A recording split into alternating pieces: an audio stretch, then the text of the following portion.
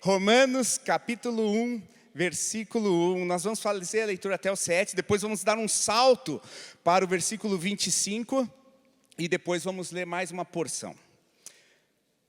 Romanos 1 fala assim: Paulo, servo de Cristo Jesus, chamado para ser apóstolo, separado para o evangelho de Deus, o qual foi prometido para ele de antemão por meio dos seus profetas nas escrituras sagradas, acerca de seu filho, que, como homem, era descendente de Davi, e que mediante o Espírito de santidade, repita isso, que mediante o Espírito de santidade, foi declarado Filho de Deus, com poder, pela sua ressurreição, dentre os mortos, Jesus Cristo, nosso Senhor. Agora você não precisa mais repetir, eu vou prosseguir no versículo 5. Por meio dele e por causa do seu nome, recebemos graça e apostolado para chamar dentre todas as nações um povo para a obediência que vem pela fé. E vocês também estão entre os chamados para pertencerem a Jesus Cristo. Vamos repetir isso? E vocês também estão entre os chamados para pertencerem a Cristo Jesus. Agora, a Jesus Cristo, na verdade, na versão aqui. Agora deixa que eu leio. A todos os que em Roma são amados de Deus e chamados para serem santos, a vocês, graça e paz da parte de Deus, nosso Pai, e do Senhor Jesus Cristo. Amém? Vamos dar um salto até o versículo 25. Antigamente, se fosse há uns 10 anos atrás, a gente escutaria. Mas agora, você só bate na tela, né?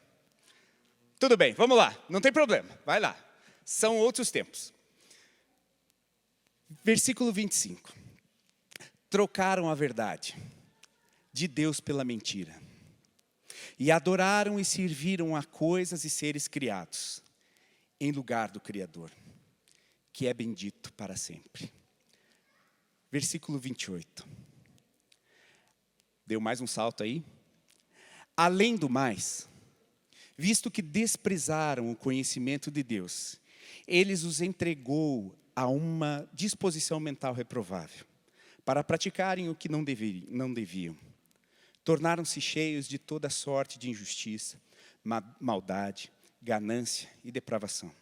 Estão cheios de inveja, homicídio, rivalidades, engano e malícia.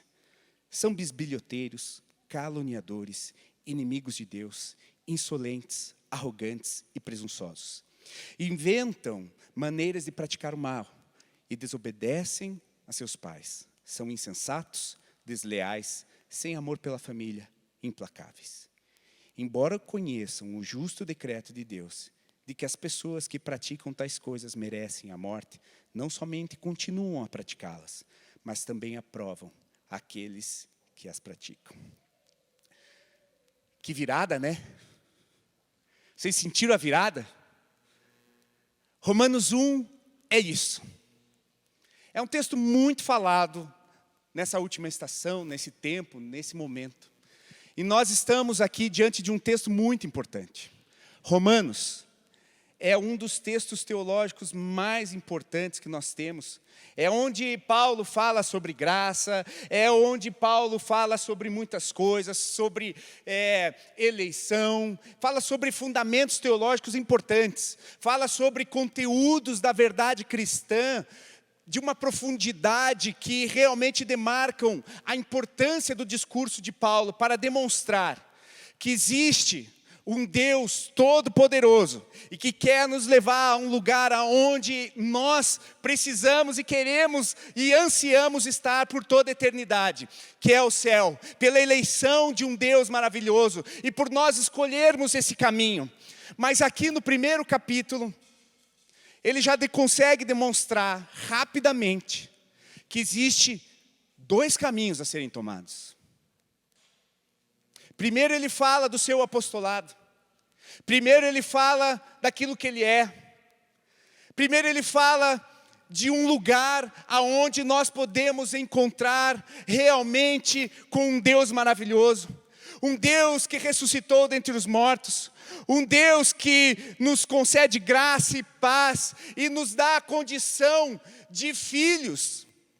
Filhos do Pai grandioso e eterno. Mas de outro lado existe uma contraposição, um antagonismo, algo que é diferente daquilo. Se de um lado o apóstolo começa a falar sobre um filho que era descendente de Davi e que mediante o Espírito de santidade foi declarado Filho de Deus com poder, e pela sua ressurreição dentre os mortos, Cristo Jesus nos fez filhos. Por outro lado, no versículo 25 ele começa a falar daqueles que desconsideraram isso. Daqueles que desconsideraram o Deus Criador, as verdades do Evangelho. Aquilo que de repente começou a não fazer parte mais, e aí há um caminho de derrocada.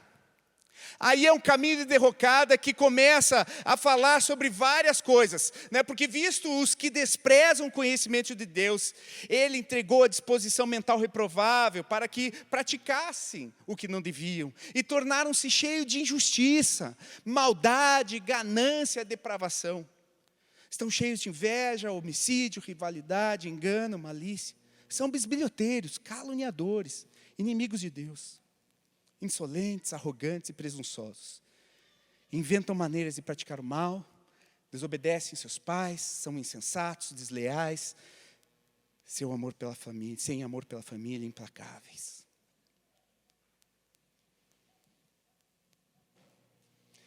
Há uma realidade celestial que Deus quer nos mostrar. Mas há outra realidade que serve àqueles que desconsideram o Deus vivo e poderoso. Mas aqui eu quero ser bem claro e objetivo. Se a gente começar a ler isso aqui sem nos achar, será que às vezes a gente não se mistura com isso? Será que não temos em nós ganância? Será que não há nenhum nível de maldade em nós? Será que não há nenhum tipo de insurgência? Será que não há nenhuma rivalidade, nenhuma inveja, nenhum engano, nenhuma malícia? A gente às vezes não é bisbilhoteiro também, né? O que está acontecendo na vida do irmão lá? Vamos orar por ele, né? Às vezes a gente também. Às vezes, o que é caluniador? Fala do outro, né? O que é arrogante, presunçoso? Que se acha. Que se acha. São insensatos. O que é um insensato? É que não tem senso. Que às vezes pode dar umas escorregadas e não pensar o que precisa. É óbvio que o que eu estou falando aqui é temperado. E eu estou reduzindo um pouco a gravosidade dessas coisas. E eu estou assim, será que a gente não faz isso também? Será que a gente também não tem isso no nosso coração, às vezes nas nossas palavras, às vezes nos nossos relacionamentos, às vezes na forma como nós lidamos com as coisas? Será que a gente não acaba temperando isso também e acaba vendo que há uma distância entre uma coisa e outra? Eu estou reduzindo o impacto para que a gente consiga perceber que às vezes esse é o nosso retrato. Mas para de outro lado, nós nos posicionarmos e irmos para o outro lado. Virou até, tomara que está gravando, porque virou até um refrão assim, de música, né? Olha, até meio, né? Será que às vezes a gente não diminui um pouco aquilo que são as nossas pequenas maldades e deslizes, para que ele não seja tão longe, não seja tão distante daquele que é o Deus Santo, o Deus Todo-Poderoso, o Deus que não há sombra de variação, que não muda, que é sempre santo, que é sempre puro, e que tem essa condição, porque os seus atributos são santidade, os seus atributos são justiça, os seus atributos são amor, os seus atributos são fidelidade, e é o exemplo maior disso. E é o exemplo maior dessa realidade. E é isso que ele nos mostrou. Porque nesse versículo 4, que eu pedi para vocês repetirem, e que mediante o Espírito de santidade foi declarado Filho de Deus, com poder. Que mediante o Espírito de santidade foi declarado Filho de Deus, com poder. Quem é filho de Deus aqui? Amém. Sabe por que nós somos filhos de Deus? Porque nós aceitamos Jesus como Senhor e Salvador. E quando nós aceitamos Jesus como Senhor e Salvador, no mesmo momento nós tivemos a natureza mudada. Porque nós fomos justificados pela fé. E agora temos a natureza de santos, lutando contra o pecado. Mas somos santos, lutando contra o pecado. E isso é por poder, não é porque nós queremos, não é porque eu quero, não, é porque Jesus morreu na cruz do Calvário, venceu a morte, e agora Ele conquistou as nossas vidas, e agora Ele, pelo sangue de Cristo, nós conseguimos ser vistos por Deus Pai, por meio da obra redentora. E aí nós fomos justificados pela fé. Nós fomos restaurados e restabelecidos como filhos, justificados e santos. E isso é tão importante você ficar sabendo. Se você não sabia, saiba. Quando Jesus morreu na cruz, e você aceitou isso para você, você se tornou santo. Você se tornou santo pelo poder dele e não pela tua própria habilidade e pela tua própria bondade. Por que eu estou falando de tudo isso, gente? É porque é pelo Espírito de santidade que Deus foi tornado filho. E é assim, por esse mesmo Espírito de santidade, é que Ele nos tornou filho. E é por essa mesma obra, essa mesma redenção, hoje nós podemos ser santos, lutando contra o pecado. Mas daí você me deixou confuso, Jorge. Por que você falou daquela parte ali, do pessoal que está meio bagunçado das ideias? Por que você mostrou que existe uma proximidade? Porque ainda há uma luta. Porque ainda há uma guerra sendo travada. Porque ainda há um império que perdeu para o reino, mas ele ainda luta. Ele ainda luta para tentar nos tragar. E ronda-nos como se fosse o leão para que a gente possa cair nos ardis e nas armadilhas dele. Ainda há uma luta. Ainda há uma luta sendo travada. Ainda uma redenção a ser proclamada. Porque eu sempre costumo relembrar isso, porque é tão importante. Nós somos salvos no momento em que aceitamos a Jesus, mas estamos desenvolvendo a nossa salvação, como Paulo fala, mas seremos salvos plenamente na consumação dos séculos, quando Jesus, o Cordeiro que foi hoje cantado, se realmente estará com a sua noiva, a igreja, e aí nós seremos santos e ficaremos ali. ali confirmaremos a santidade e ficaremos com Deus Altíssimo até a eternidade, amém? É isso que vai acontecer. Mas existe um caminho. Nós acessamos esse caminho quando aceitamos a Jesus, pois Ele é o caminho, a verdade e a vida.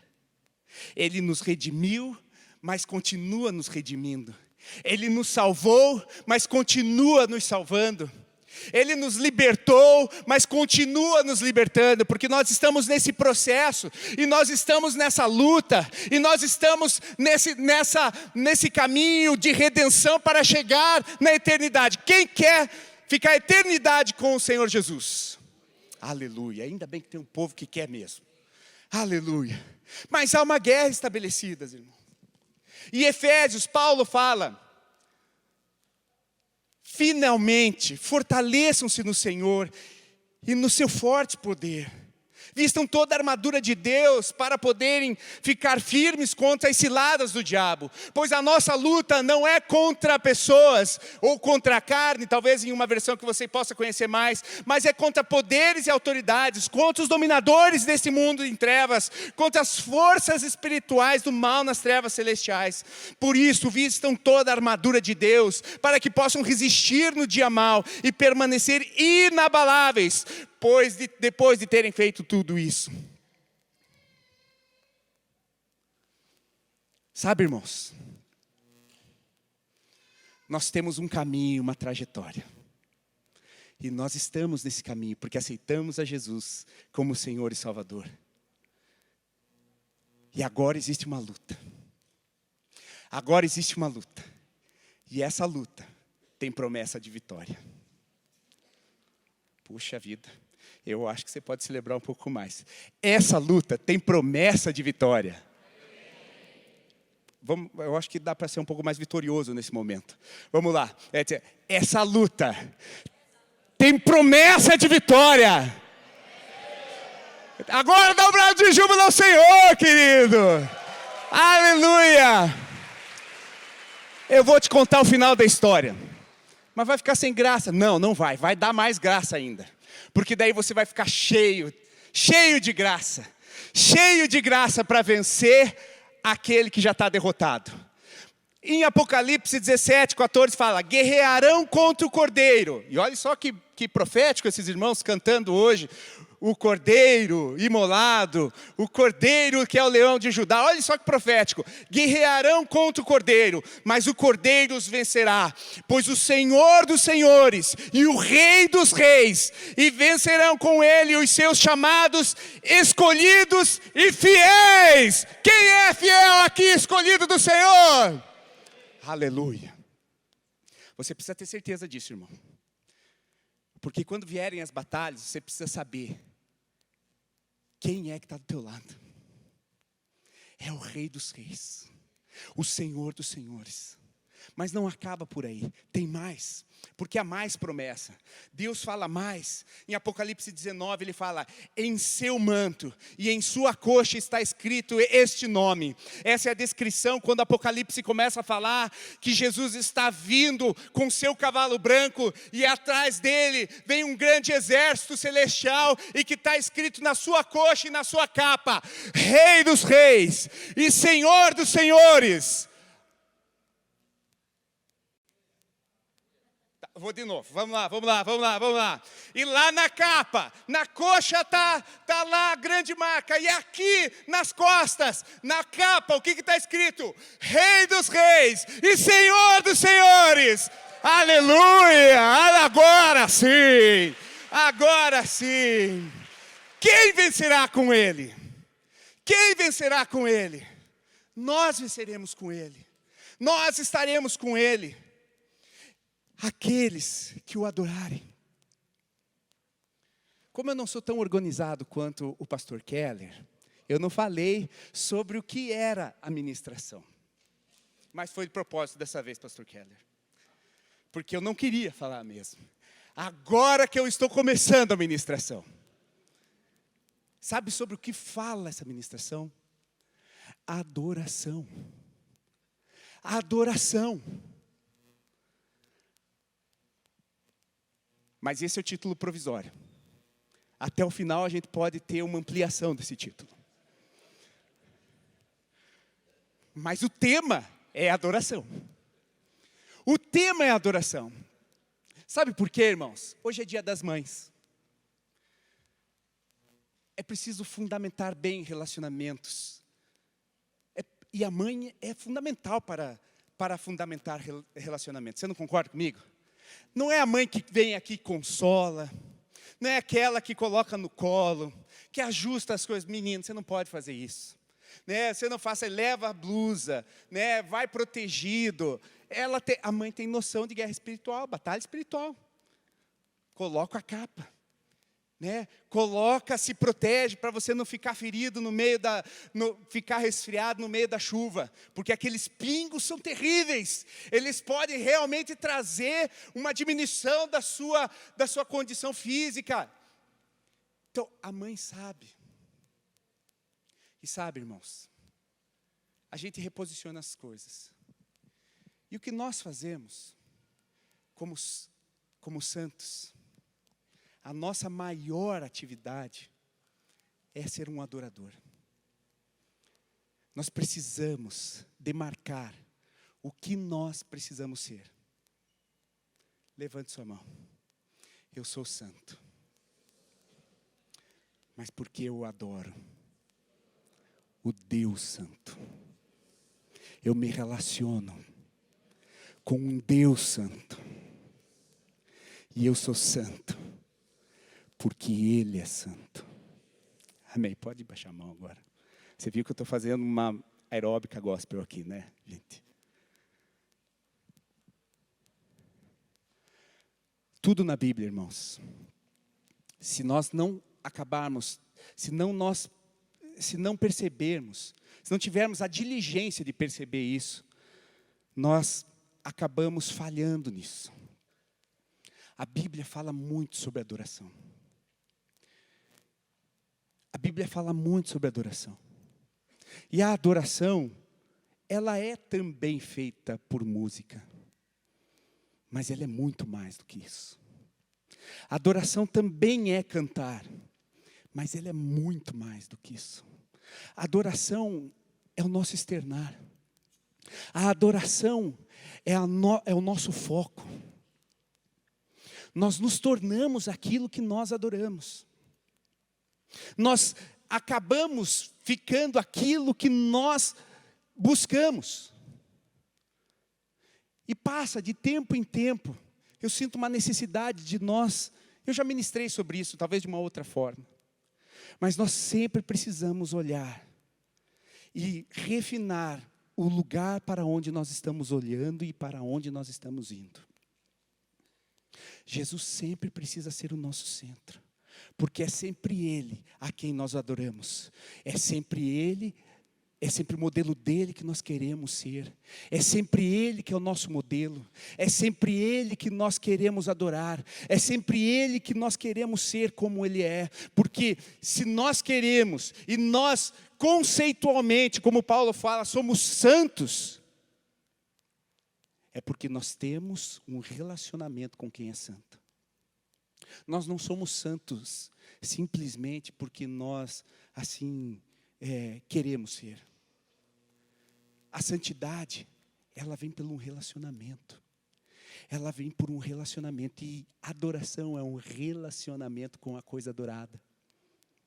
Por que que em Romanos fala pela santidade, pelo Espírito de santidade, e o poder foi tornado filho de Deus? Porque havia um relacionamento na Trindade, desde a eternidade. O Deus Pai, o Deus Filho, o Deus Espírito Santo, eles se relacionam.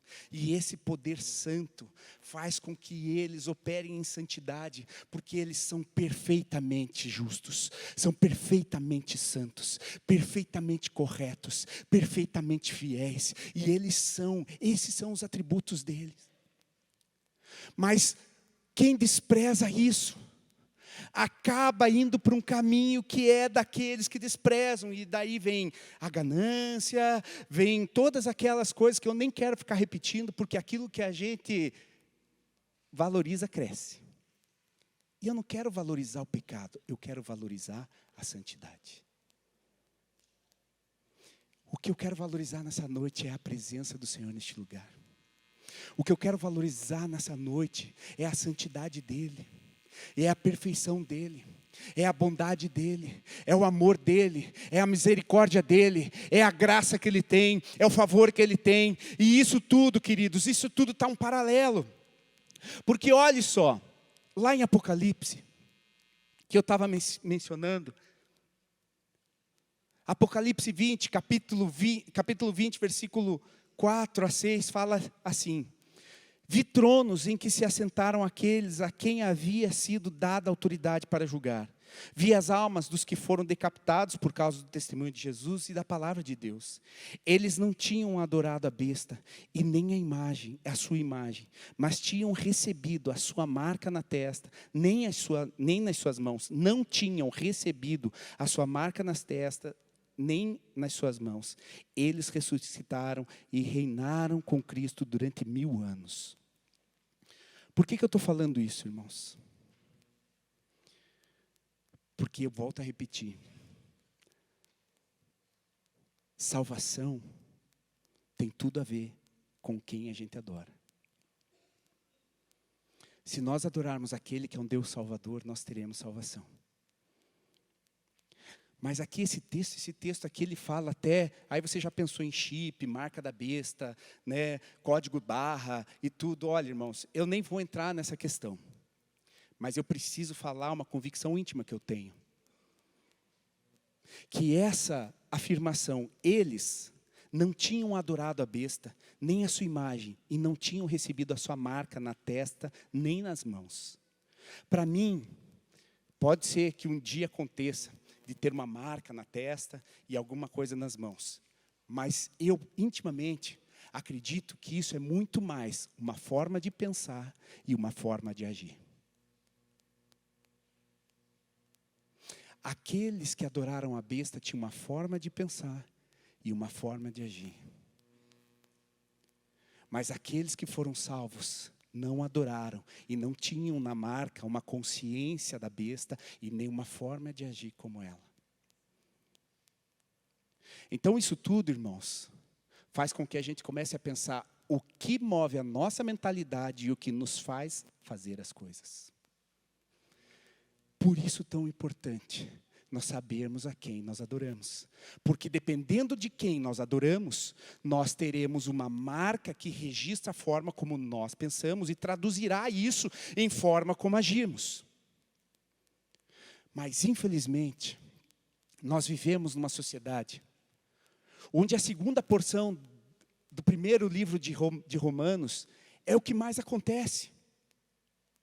A ganância, o egoísmo, a forma como nós traduzimos tudo aquilo que estava falando naquela segunda parte de Romanos que nós lemos, nós vemos que é o retrato da nossa sociedade.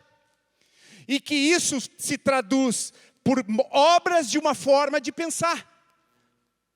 É uma forma de pensar. Romanos é claro que ele fala, eles desprezaram a Deus e começaram a crer, a fazer da sua adoração a criatura. E aí, irmãos, está a grande diferença daquilo que nós precisamos distinguir na nossa vida. E eu não estou falando sobre conceitos muito abstratos, nós precisamos entender a quem nós adoramos, a quem nós fixamos os nossos olhos, em quem nós fixamos os nossos olhos, quais os sentimentos que estão dentro do nosso coração. Porque se os atributos de Deus são santidade, que é pureza. A forma mais simples de falar sobre santidade é pureza. Pureza. Santidade quer dizer pureza. Pureza absoluta, porque Deus é santo absolutamente e Ele não compactua com o pecado. Ele é justo, porque Ele faz todas as coisas certas. E a justiça dele até às vezes nos deixa meio... A Laura falou nesse Coração em Chamas sobre isso, né, filha? Ou num outro, não sei se foi nesse ou num outro, mas ela falou que a justiça de Deus às vezes nos espanta. Porque muitas vezes a gente quer o mesmo pagamento, a gente não quer que tenha o mesmo pagamento para aqueles trabalhadores da vinha. Porque aquele pessoal que trabalhou o dia inteiro não podia receber a mesma coisa daquele que trabalhou só o final do dia. Isso nos escandaliza, mas essa é a justiça de Deus. E às vezes, a justiça de Deus vai nos escandalizar, porque é muito maior do que a nossa. É isso, filha? Foi isso que você falou, né? É muito maior. A justiça dele é maior do que nós. A justiça dele é maior do que as nossas compreensões. Então, por isso a gente não pode ficar tão apegado em nós mesmos. Sabe o que acontece? Essa desproporção faz com que nós comecemos a adorar a nós mesmos. Porque todas essas disfunções mencionadas aqui em Romanos, elas falam a respeito de nós.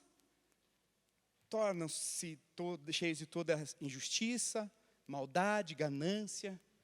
Ganância quer dizer que eu quero tudo para mim. É que nem ver um pote de doce de leite. Isso gera muita ganância. Mas eu tenho conseguido ter distância disso. Porque eu resolvi fazer jejum. E aí, Deus me distancia dessas coisas. Eu me distancio porque eu quero honrar Deus com o meu jejum. Amém? Mas tem outras coisas. É óbvio que o doce de leite é uma brincadeira aqui. Mas tem outras coisas que nós queremos nessa terra, na nossa vida, nas nossas profissões, nas nossas relações sociais, nas nossas relações profissionais, e assim por diante. E assim a gente vai, e a ganância, nossos próprios interesses, nossas próprias necessidades, nossas próprias vontades, e é isso que vai acontecendo. E na verdade, o que é uma adoração a nós mesmos se traduz em obras que só nós queremos. Mas se nós olharmos para um Deus santo, que morreu na cruz por nós, para fazer a vontade do Pai, de salvar e fazer uma grande família de muitos irmãos. Ele pensou no Pai e pensou em nós, irmãos. Em nenhum momento ele fala assim, estou indo lá para fazer a minha vontade. Não. Jesus morreu na cruz para fazer a vontade do Pai e fazer o bem para nós. Então, olhe só, irmãos, tudo isso faz com que nós possamos ver quem nós somos. E Apocalipse vai falando mais sobre adoração. Em Apocalipse 21, de 1 a 9 fala, então vi o novo céu e a nova terra, pois os primeiros céus e a primeira terra tinham passado e o mar já não existia. Vi a cidade santa, Nova Jerusalém, que descia do céu, da parte de Deus, preparada como uma noiva adornada para o seu marido. Ouvi uma forte voz que vinha do trono e dizia, agora o tabernáculo de Deus está com os homens, com os quais ele viverá, e serão o seu povo, e o próprio Deus estará com eles, e será o seu Deus, e enxugará dos seus olhos toda lágrima, não haverá mais morte, nem tristeza, nem choro, nem dor, pois a antiga ordem já passou. A antiga ordem já passou, a antiga forma de pensar, aquilo que pensava só nele mesmo e traduzia em atos egoístas passou. Aquele que estava sentado no trono disse, estou fazendo novas todas as coisas, e acrescentou, escreva isto, pois estas palavras são verdadeiras e dignas de confiança. Disse-me ainda, está feito, eu sou o alfa e o ômega, o princípio e o fim. E a quem tiver sede, darei de beber gratuitamente da fonte da água da vida. O vencedor herdará tudo isso, e eu serei seu Deus, e ele será o meu filho. Ele será o meu filho.